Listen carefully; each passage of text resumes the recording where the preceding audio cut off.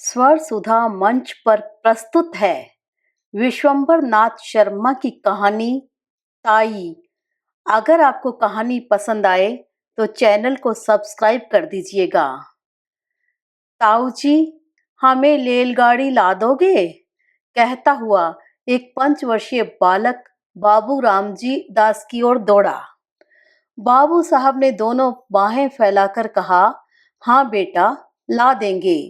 उनके इतना कहते कहते बालक उनके निकट आ गया। उन्होंने बालक को गोद में उठा लिया और उसका मुख चूम कर बोले, क्या करेगा रेलगाड़ी? बालक बोला, उसमें बैठकर बोली दूर जाएंगे, हम भी जाएंगे, चुन्नी को भी ले जाएंगे।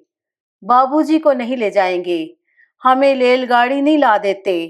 ताऊ जी, तुम ला दोगे तो तुम्हें ले जाएंगे। बाबू, और किसे ले जाएगा? बालक दम भर सोचकर बोला, बच्च, और किसी को नहीं ले जाएंगे। पास ही बाबू रामजी दास की अर्धांगिनी बैठी थी। बाबू साहब ने उनकी ओर इशारा करके कहा, और अपनी ताई को नहीं ले जाएगा? बालक कुछ देर तक अपनी ताई की ओर देखता रहा। ताई जी उस समय कुछ चिड़ी हुई सी बैठी थी। बालक को उनके मुख का वह भाव अच्छा न लगा। आते हुए बोला, ताई को नहीं ले जाएंगे। ताई जी सुपारी काटती हुई बोली, अपने ताऊ जी को ही ले जा, मेरे ऊपर दया रख। ताई ने यह बात बड़ी रुखाई के साथ कही। बालक ताई के शुष्क व्यवहार को तुरंत ताड़ गया। बाबू साहब ने फिर पूछा, ताई को क्यों नहीं ले जाएगा? बालक, ताई हमें प्यार नहीं करती। बाबू, जो प्यार करे तो ले जाएगा। बालक को इसमें कुछ संदेह था। ताई के भाव देखकर उसे यह आशा नहीं थी कि वह प्यार करेंगी। इससे बालक मौन रहा। बाबू साहब ने फिर पूछा, क्यों रे, बोलता नहीं? ताई प्यार करे तो रेल पर बिठाकर ले जाएगा। बालक ने ताऊ जी को प्रसन्न करने के लिए केवल सिर हिलाकर स्वीकार कर लिया, परंतु मुख से कुछ नहीं कहा। बाबू साहब उसे अपनी अर्धांगिनी के पास ले जाकर उनसे बोले, लो, इसे प्यार कर लो तो तुम्हें ले जाएगा। परंतु बच्चे की ताई श्रीमती रामेश्वरी को पति की यह चुगलबाजी अच्छी न लगी। वह तुनकर बोली, तुम ही रेल पर बैठकर जाओ, मुझे नहीं जाना है। बाबू साहब ने रामेश्वरी की बात पर ध्यान नहीं दिया।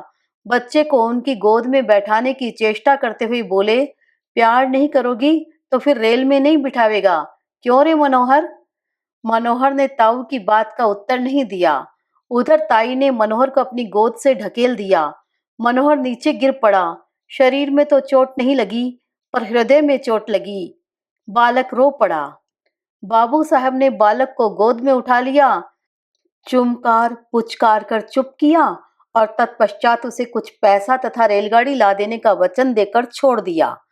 बालक मनोहर भयपूर्ण दृष्टि से अपनी ताई की ओर ताकता हुआ उस स्थान से चला गया।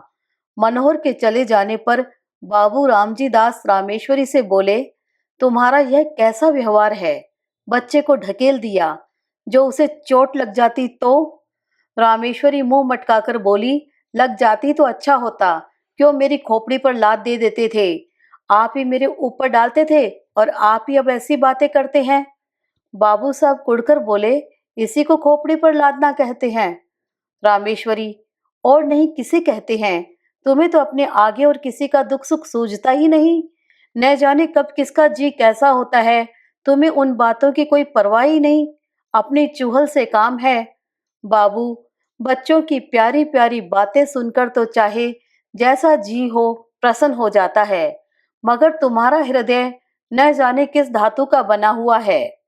रामेश्वरी, तुम्हारा हो जाता होगा और होने को होता है, मगर वैसा बच्चा भी तो हो, पराये धन से भी कहीं घर भरता है। बाबू साहब कुछ देर चुप रहकर बोले, यदि अपना सगा भतीजा भी पराया धन कहा जा सकता है, तो फिर मैं नहीं समझता कि अपना धन किसे कहेंगे। रामेश्वरी कुछ उत्तेजित होकर बोली, बातें बनाना बहुत आसान है। तुम्हारा भतीजा है, तुम चाहे जो समझो, पर मुझे यह बातें अच्छी नहीं लगती। हमारे भाग ही फूटे हैं, नहीं तो यह दिन काहे को देखने पड़ते। तुम्हारा चलन तो दुनिया से निराला है। आदमी संतान के लिए न जाने क्या क्या करते हैं। पूजा पाठ करते हैं, व्रत रखते हैं, पर तुम्हें इन बातों से क्या काम? रात दिन भाई भतीजों में मगन रहते हो। बाबू साहब के मुख पर घृणा का भाव झलक आया। उन्होंने कहा, पूजा पाठ, व्रत सब ढकोसला है। जो वस्तु भाग्य में नहीं, वह पूजा पाठ से कभी प्राप्त नहीं हो सकती। मेरा तो यह अटल विश्वास है। श्रीमती जी कुछ कुछ रुआंसे स्वर में बोली, इसी विश्वास ने सब चौपट कर रखा है। ऐसे ही विश्वास पर सब बैठ जाएं तो काम कैसे चले? सब विश्वास पर ही न बैठे रहें। आदमी काहे को किसी बात के लिए चेष्टा करे? बाबू साहब ने सोचा कि मूर्ख स्त्री के मुंह लगना ठीक नहीं। आते हुए स्त्री की बात का कुछ उत्तर न देकर वहां से टल गए। बाबू रामजी दास धनी आदमी हैं, कपड़े की आड़त का काम करते हैं, लेन देन भी है। इनसे एक छोटा भाई है, उसका नाम है कृष्ण दास। दोनों भाइयों का परिवार एक में ही है। बाबू रामदास जी की आयु 35 के लगभग है और छोटे भाई कृष्ण दास की आयु 21 के लगभग। रामदास जी निसंतान हैं। कृष्णदास के 2 संतानें हैं। एक पुत्र, वही पुत्र जिससे पाठक परिचित हो चुके हैं, और एक कन्या है। कन्या की वय 2 वर्ष के लगभग है। रामदास जी अपने छोटे भाई और उनकी संतान पर बड़ा स्नेह रखते हैं। ऐसा स्नेह कि उसके प्रभाव से उन्हें अपनी संतानहीनता कभी खटकते ही नहीं। छोटे भाई की संतान को अपनी संतान समझते हैं। दोनों बच्चे भी रामदास से इतने हिले हैं कि उन्हें अपने पिता से भी अधिक समझते हैं। परंतु रामदास की पत्नी रामेश्वरी को अपनी संतानहीनता का बड़ा दुख है। वह दिन रात संतान ही की सोच में घुली रहती है। छोटे भाई की संतान पर पति का प्रेम उनकी आंखों में कांटे की तरह खटकता है। रात के भोजन इत्यादि से निवृत्त होकर रामजी दास शैया पर लेटे शीतल और मंद वायु का आनंद ले रहे हैं। पास ही दूसरी शैया पर रामेश्वरी हथेली पर सिर रखे किसी चिंता में डूबी हुई थी। दोनों बच्चे अभी बाबू साहब के पास से उठकर अपनी मां के पास गए थे। बाबू साहब ने अपनी स्त्री की ओर करवट लेकर कहा, आज तुमने मनोहर को बुरी तरह ढकेला था कि मुझे अब तक उसका दुख है। कभी कभी तो तुम्हारा व्यवहार अमानुषिक हो उठता है। रामेश्वरी बोली, तुम्ही ने मुझे ऐसा बना रखा है। उस दिन उस पंडित ने कहा कि हम दोनों के जन्म पत्र में संतान का जोग है और उपाय करने से संतान हो सकती है। उसने उपाय भी बताए थे, पर तुमने उनमें से एक भी उपाय करके न देखा। बस तुम तो इन्हीं दोनों में मगन हो। तुम्हारी इस बात से रात दिन मेरा कलेजा सुलगता रहता है। आदमी उपाय तो करके देखता है, फिर होना न होना भगवान के अधीन है। बाबू साहब हंसकर बोले, तुम्हारी जैसी सीधी स्त्री भी क्या कहूं। तुम इन ज्योतिषियों की बातों पर विश्वास करती हो, जो दुनिया भर के झूठे और धूर्त हैं। झूठ बोलने ही की रोटियां खाते हैं। रामेश्वरी तुनक कर बोली, तुम्हें तो सारा संसार झूठा ही दिखाई पड़ता है। ये पोथी पुराण भी सब झूठे हैं। पंडित कुछ अपनी तरफ से बनाकर तो कहते नहीं है। शास्त्र में जो लिखा है वही वे भी कहते हैं। वह झूठा है तो वे भी झूठे हैं। अंग्रेजी क्या पढ़ी, अपने आगे किसी को गिनते ही नहीं। जो बातें बाप दादे के जमाने से चली आई हैं, उन्हें भी झूठा बताते हैं। बाबू साहब, तुम बात तो समझती नहीं, अपनी ही ओटे जाती हो। मैं यह नहीं कह सकता कि ज्योतिष शास्त्र झूठा है। संभव है वह सच्चा हो, परंतु ज्योतिषियों में अधिकांश झूठे होते हैं। उन्हें ज्योतिष का पूर्ण ज्ञान तो होता नहीं। 2-1 छोटी मोटी पुस्तकें पढ़कर ज्योतिषी बन बैठते हैं और लोगों को ठगते फिरते हैं। ऐसी दशा में उनकी बातों पर कैसे विश्वास किया जा सकता है? रामेश्वरी, सब झूठे ही हैं। तुम ही एक बड़े सच्चे हो। अच्छा, एक बात पूछती हूँ, भला तुम्हारे जी में संतान का मुख देखने की इच्छा क्या कभी नहीं होती? इस बार रामेश्वरी ने बाबू साहब के हृदय का कोमल स्थान पकड़ा। वे कुछ देर चुप रहे, तत्पश्चात एक लंबी सांस लेकर बोले, भला ऐसा कौन मनुष्य होगा जिसके हृदय में संतान का मुख देखने की इच्छा न हो? परंतु क्या किया जाए, जब नहीं है और न होने की कोई आशा ही है, तब उसके लिए व्यर्थ चिंता करने से क्या लाभ? इसके सिवा जो बात अपनी संतान से होती, वही भाई की संतान से हो भी रही है। जितना स्नेह अपनी पर होता, उतना ही इन पर भी है। जो आनंद उसकी बाल क्रीड़ा से आता, वही इनकी क्रीड़ा से भी आ रहा है। फिर नहीं समझता कि चिंता क्यों की जाए। रामेश्वरी कुढ़कर बोली, तुम्हारी समझ को मैं क्या कहूँ, इसी से रात दिन जला करती हूँ। भला तो यह बताओ कि तुम्हारे पीछे क्या इन्हीं से तुम्हारा नाम चलेगा? बाबू साहब हंसकर बोले, अरे तुम भी कहाँ की शुद्र बातें लाई। नाम संतान से नहीं चलता, नाम अपनी सुकृति से चलता है। तुलसीदास को देश का बच्चा बच्चा जानता है। सूरदास को मरे कितने दिन हो चुके। इसी प्रकार जितने महात्मा हो गए हैं, उन सबका नाम क्या उनकी संतान की बदौलत चल रहा है? सच पूछो तो संतान से जितनी नाम चलने की आशा रहती है, उतनी ही नाम डूब जाने की संभावना रहती है। परंतु सुकृति एक ऐसी वस्तु है जिसमें नाम बढ़ने के सिवा घटने की आशंका रहती ही नहीं। हमारे शहर में राय गिरधारी लाल कितने नामी थे, उनके संतान कहाँ है? पर उनकी धर्मशाला और अनाथालय से उनका नाम अब तक चला आ रहा है, अभी न जाने कितने दिनों तक चला जाएगा। रामेश्वरी शास्त्र में लिखा है, जिसके पुत्र नहीं होता उनकी मुक्ति नहीं होती। बाबू, मुक्ति पर मुझे विश्वास नहीं। मुक्ति है किस चिड़िया का नाम? यदि मुक्ति होना भी मान लिया जाए, तो यह कैसे माना जा सकता है कि सब पुत्र वालों की मुक्ति हो ही जाती है? मुक्ति का भी क्या यह सहज उपाय है? ये कितने पुत्र वाले हैं, सभी को तो मुक्ति हो जाती होगी। रामेश्वरी निरुत्तर होकर बोली, अब तुमसे कौन बकवास करे, तुम तो अपने सामने किसी को मानते ही नहीं। मनुष्य का हृदय बड़ा ममत्व प्रेमी है। कैसी ही उपयोगी और कितनी ही सुंदर वस्तु क्यों न हो, जब तक मनुष्य उसको पराई समझता है, तब तक उससे प्रेम नहीं करता। किंतु भद्दी से भद्दी और बिल्कुल काम में न आने वाली वस्तु को यदि मनुष्य अपनी समझता है, तो उससे प्रेम करता है। पराई वस्तु कितनी ही मूल्यवान क्यों न हो, कितनी ही उपयोगी क्यों न हो, कितनी ही सुंदर क्यों न हो, उसके नष्ट होने पर मनुष्य कुछ भी दुख का अनुभव नहीं करता, इसलिए कि वह वस्तु उसकी नहीं, पराई है। अपनी वस्तु कितनी ही भद्दी हो, काम में न आने वाली हो, नष्ट होने पर मनुष्य को दुख होता है, इसलिए कि वह अपनी चीज है। कभी कभी ऐसा भी होता है कि मनुष्य पराई चीज से प्रेम करने लगता है। ऐसी दशा में भी जब तक मनुष्य उस वस्तु को अपना बनाकर नहीं छोड़ता, अथवा हृदय में यह विचार नहीं कर लेता कि वह वस्तु मेरी है, तब तक उसे संतोष नहीं होता। ममत्व से प्रेम उत्पन्न होता है और प्रेम से ममत्व, इन दोनों का साथ चोली दामन का सा है। ये कभी पृथक नहीं किए जा सकते। यद्यपि रामेश्वरी को माता बनने का सौभाग्य प्राप्त नहीं हुआ था, तथापि उनका हृदय एक माता का हृदय बनने की पूरी योग्यता रखता था। उनके हृदय में वे गुण विद्यमान तथा अंतर्निहित थे जो एक माता के हृदय में होते हैं, परंतु उसका विकास नहीं हुआ था। उसका हृदय उस भूमि की तरह था जिसमें बीज तो पड़ा हुआ है, पर उसको सींचकर और इस प्रकार बीज को प्रस्फुटित करके भूमि के ऊपर लाने वाला कोई नहीं।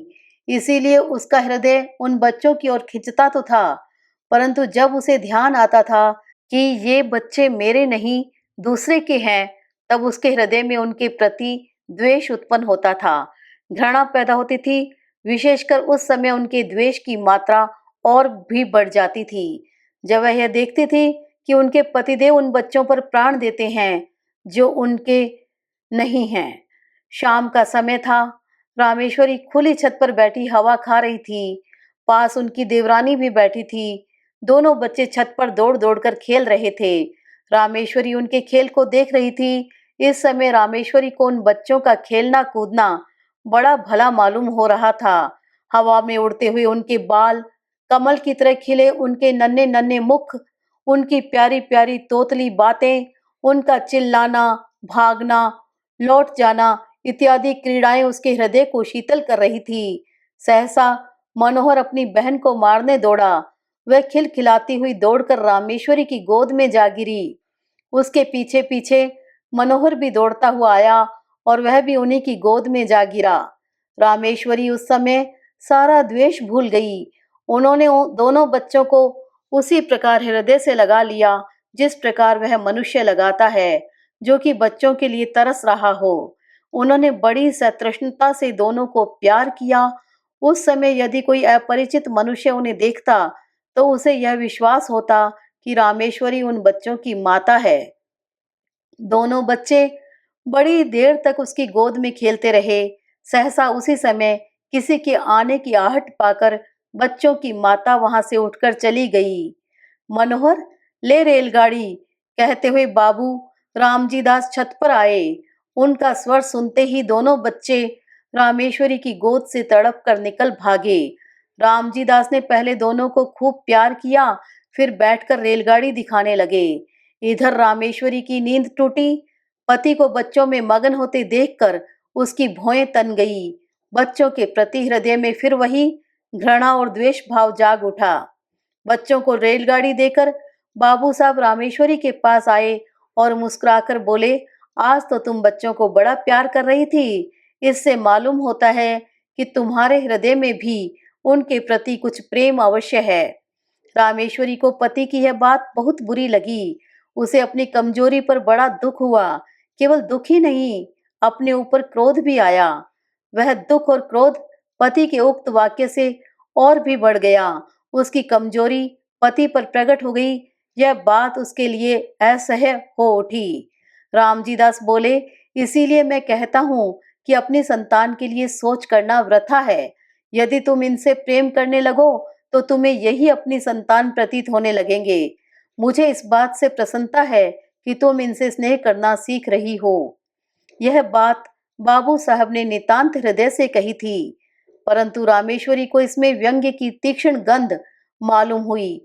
उन्होंने कुढ़कर मन में कहा, इन्हें मौत भी नहीं आती, मर जाएं पाप कटे। आठों पहर आंखों के सामने रहने से प्यार को जी ललचा ही उठता है।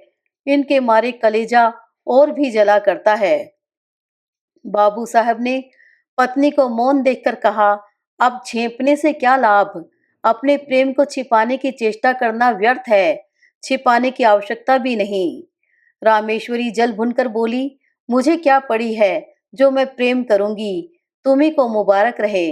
निगोड़े आप ही आके घुसते हैं। एक घर में रहने में कभी कभी हंसना बोलना पड़ता ही है। अभी परसों जरा यूं ही ढकेल दिया, उस पर तुमने सैकड़ों बातें सुनाई। संकट में प्राण है, न यो चैन न वो चैन। बाबू साहब को पत्नी के वाक्य सुनकर बड़ा क्रोध आया। उन्होंने कर्कश स्वर में कहा, न जाने कैसे हृदय की स्त्री है। अभी अच्छी खासी बैठी बच्चों से प्यार कर रही थी, मेरे आते ही गिरगिट की तरह रंग बदलने लगी। अपनी इच्छा से चाहे जो करे, पर मेरे कहने से बल्लियों उछलती है। न जाने मेरी बातों में कौन सा विष घुला रहता है। यदि मेरा कहना ही बुरा मालूम होता है तो न कहा करूंगा, पर इतना याद रखो कि अब कभी इनके विषय में निगोड़े सिगोड़े इत्यादि अपशब्द निकाले तो अच्छा न होगा।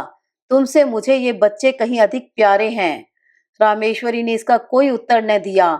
अपने शोक तथा क्रोध को वे आंखों द्वारा निकालने लगी। जैसे बाबू रामजी दास का स्नेह दोनों बच्चों पर बढ़ता जाता था, वैसे ही वैसे रामेश्वरी के द्वेष और घृणा की मात्रा भी बढ़ती जाती थी। प्राय बच्चों के पीछे पति पत्नी में कहा सुनी हो जाती थी और रामेश्वरी को पति के कटु वचन सुनने पड़ते थे। जब रामेश्वरी ने यह देखा कि बच्चों के कारण ही वह पति की नजर से गिरती जा रही है, तब उनके हृदय में एक बड़ा तूफान उठा। उन्होंने यह सोचा, पराए बच्चों के पीछे यह मुझसे प्रेम कम करते जाते हैं, हर समय बुरा भला कहा करते हैं। इनके लिए ये बच्चे ही सब कुछ हैं, मैं कुछ भी नहीं। दुनिया मरती जाती है पर दोनों को मौत नहीं। ये पैदा होते ही क्यों न मर गए। न ये होते, न मुझे ये दिन देखने पड़ते। जिस दिन ये मरेंगे उस दिन घी के दिए जलाऊंगी। इन्होंने ही मेरे घर का सत्यानाश कर रखा है। इसी प्रकार कुछ दिन व्यतीत हुए। एक दिन नियमानुसार रामेश्वरी छत पर अकेली बैठी हुई थी। उनके हृदय में अनेक प्रकार के विचार आ रहे थे।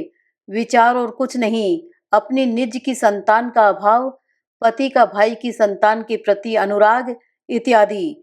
कुछ देर बाद जब उनके विचार स्वयं उन्हीं को कष्टदायक प्रतीत होने लगे, तब वह अपना ध्यान दूसरी ओर लगाने के लिए टहलने लगी। वह टहल ही रही थी कि मनोहर दौड़ता हुआ आया। मनोहर को देखकर उनकी भ्रुकुटी चढ़ गई और वह छत की चारदीवारी पर हाथ रखकर खड़ी हो गई। संध्या का समय था। आकाश में रंग बिरंगी पतंगे उड़ रही थी। मनोहर कुछ देर तक खड़ा पतंगों को देखता और सोचता रहा कि कोई पतंग कटकर उसकी छत पर गिरे, क्या आनंद आवे। देर तक गिरने की आशा करने के बाद दौड़कर रामेश्वरी के पास आया और उनकी टांगों में लिपटकर बोला, ताई हमें पतंग मंगा दो। रामेश्वरी ने झिड़क कर कहा, चल हट, अपने ताऊ से मांग जाकर। मनोहर कुछ अप्रतिभ सा होकर फिर आकाश की ओर ताकने लगा। थोड़ी देर बाद उससे फिर रहा न गया। इस बार उसने बड़े लाड़ में आकर अत्यंत करुण स्वर में कहा, ताई मंगा दो, हम भी उड़ाएंगे। इस बार उसकी भोली प्रार्थना से रामेश्वरी का कलेजा कुछ पसीज गया। वह कुछ देर तक उसकी ओर स्थिर दृष्टि से देखती रही। फिर उन्होंने एक लंबी सांस लेकर मन ही मन कहा, यह मेरा पुत्र होता तो आज मुझसे बढ़कर भाग्यवान स्त्री संसार में दूसरी न होती। निगोड़ा मरा कितना सुंदर है और कैसी प्यारी प्यारी बातें करता है। यही जी चाहता है कि उठाकर छाती से लगा लें। यह सोचकर वह उसके सिर पर हाथ फेरने वाली थी कि इतने में उन्हें मौन देखकर बोला, तुम हमें पतंग नहीं मंगवा दोगी तो ताऊजी से कहकर तुम्हें पिटवाएंगे। यद्यपि बच्चे की इस भोली बात में भी मधुरता थी, तथापि रामेश्वरी का मुंह क्रोध के मारे लाल हो गया। वह उसे झिड़क कर बोली, जा कह दे अपने ताऊजी से, देखें वह मेरा क्या कर लेंगे। मनोहर भयभीत होकर उनके पास से हट आया और फिर सतृष्ण नेत्रों से आकाश में उड़ती हुई पतंगों को देखने लगा। इधर रामेश्वरी ने सोचा, यह सब ताऊजी के दुलार का फल है कि बालिश्त भर का लड़का मुझे धमकाता है। ईश्वर करे इस दुलार पर बिजली टूटे। उसी समय आकाश से एक पतंग कटकर उसी छत की ओर आई और रामेश्वरी के ऊपर से होती हुई छज्जे की ओर गई। छत के चारों ओर चारदीवारी थी।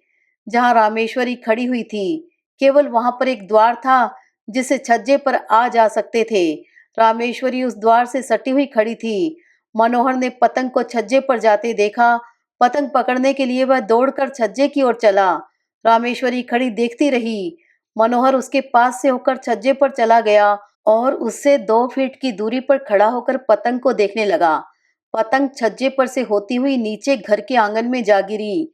एक पैर छज्जे की मुंडेर पर रखकर मनोहर ने नीचे आंगन में झांका और पतंग को आंगन में गिरते देख वह प्रसन्नता के मारे फूला न समाया। वह नीचे जाने के लिए शीघ्रता से घूमा, परंतु घूमते समय मुंडेर पर से उसका पैर फिसल गया। वह नीचे की ओर चला। नीचे जाते जाते उसके दोनों हाथों में मुंडेर आ गई। वह उसे पकड़कर लटक गया और रामेश्वरी की ओर देखकर चिल्लाया, ताई। रामेश्वरी ने धड़कते हुए हृदय से इस घटना को देखा। उसके मन में आया कि अच्छा है, मरने दो, सदा का पाप कट जाएगा। यही सोचकर वह एक क्षण रुकी। इधर मनोहर के हाथ मुंडेर पर से फिसलने लगे। वह अत्यंत भय तथा करुण नेत्रों से रामेश्वरी की ओर देखकर चिल्लाया, अरे ताई। रामेश्वरी की आंखें मनोहर की आंखों से जा मिली। मनोहर की वह करुण दृष्टि देखकर रामेश्वरी का कलेजा मुंह में आ गया। उन्होंने व्याकुल होकर मनोहर को पकड़ने के लिए अपना हाथ बढ़ाया। उसका हाथ मनोहर के हाथ तक पहुंचा ही कि मनोहर के हाथ से मुंडेर छूट गई। वह नीचे आ गिरा। रामेश्वरी चीख मारकर छज्जे पर गिर पड़ी। रामेश्वरी 1 सप्ताह तक बुखार से बेहोश पड़ी रही। कभी कभी जोर से चिल्ला उठती और कहती, देखो देखो, वह गिरा जा रहा है, उसे बचाओ, दौड़ो, मेरे मनोहर को बचा लो। कभी वह कहती, बेटा मनोहर, मैंने तुझे नहीं बचाया। हाँ हाँ, मैं चाहती तो बचा सकती थी, देर कर दी। इसी प्रकार के प्रलाप वह किया करती। मनोहर की टांग उखड़ गई थी। टांग बिठा दी गई। वह क्रमशः फिर अपनी असली हालत पर आने लगा। 1 सप्ताह बाद रामेश्वरी का ज्वर कम हुआ। अच्छी तरह होश आने पर उन्होंने पूछा, मनोहर कैसा है? रामजी दास ने उत्तर दिया, अच्छा है। रामेश्वरी, उसे पास लाओ। मनोहर रामेश्वरी के पास लाया गया। रामेश्वरी ने उसे बड़े प्यार से हृदय से लगाया। आंखों से आंसुओं की झड़ी लग गई। हिचकियों से गला रुंध गया। रामेश्वरी कुछ दिनों बाद पूर्ण स्वस्थ हो गई। अब वह मनोहर और उसकी बहन चुन्नी से द्वेष नहीं करती और मनोहर तो अब उसका प्राणाधार हो गया। उसके बिना उन्हें एक क्षण भी कल नहीं पड़ती।